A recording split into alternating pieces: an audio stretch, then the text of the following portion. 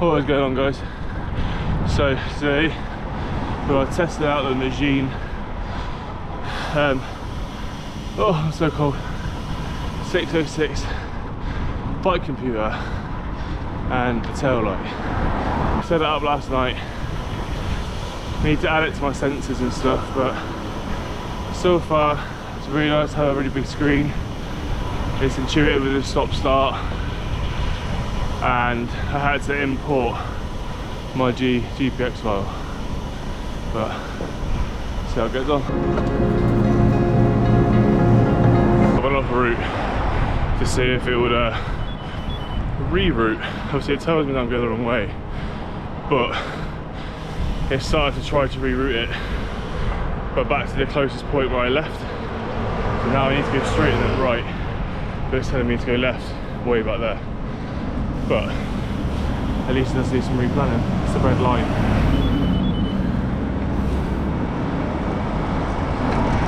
It's also nice to have a really big screen.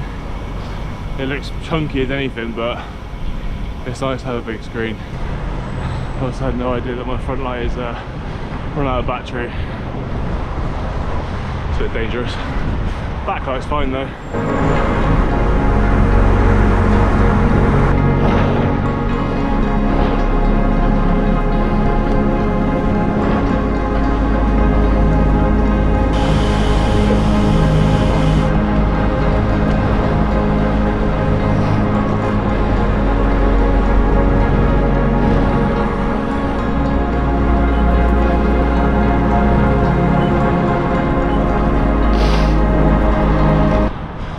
Really quick menus and a really big speed, which is nice because there's so much room on the screen. I just connected my monitor, my sensors while riding. It isn't the smartest idea, but I still hasn't come up because I think you need to end the ride, start a new one.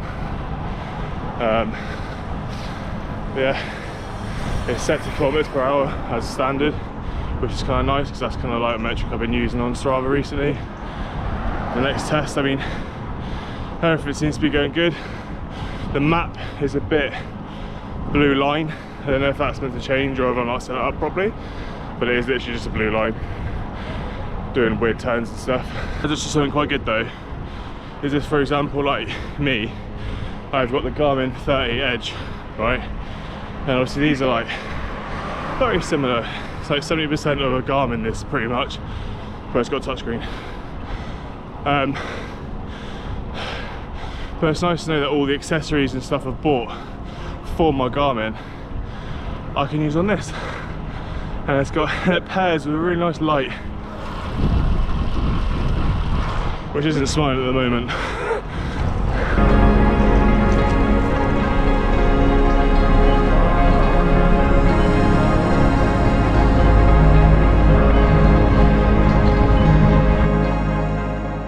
So after having like a good play with the Magene C606 bike computer, I'm not seeing mad crazy differences between that and say like my Garmin Edge 530. The Magene has a touch screen. It's super intuitive, like quick to flip between screens. Obviously, if the screen is wet, there's another button to help you go through the screens. It's good at maintaining speed. All the accessories that I bought for my Garmin, so my heart monitor, my cadence meter, my speed sensor, it all works with this bike computer, which is one thing that's really good. The price point is really good considering that my bike computer is about £300 now, and this one sits at about $120 or $170 on their website.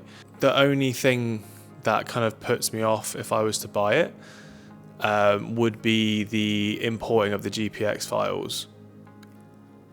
If you're like someone who doesn't actually have a computer, as in a physical computer where you can actually export off the information, you might struggle a little bit. But it wasn't just like a super cumbersome task to do. I did it very quickly. I found one of my Regents routes. I put it in the night before. You could probably do it in the morning, and it worked. It gave me the exact place where I need to go. All the turnings were right. I went off course. It recorrected me, but it tried to recorrect me to the closest point back onto the route so there was lots of left turns as I was going towards Regents, and it was trying to put me. I was going towards Tottenham Court Road Station, but the map was going around the back ends of Soho, and it was trying to put me back on the back ends until I got like a metre away from the lights.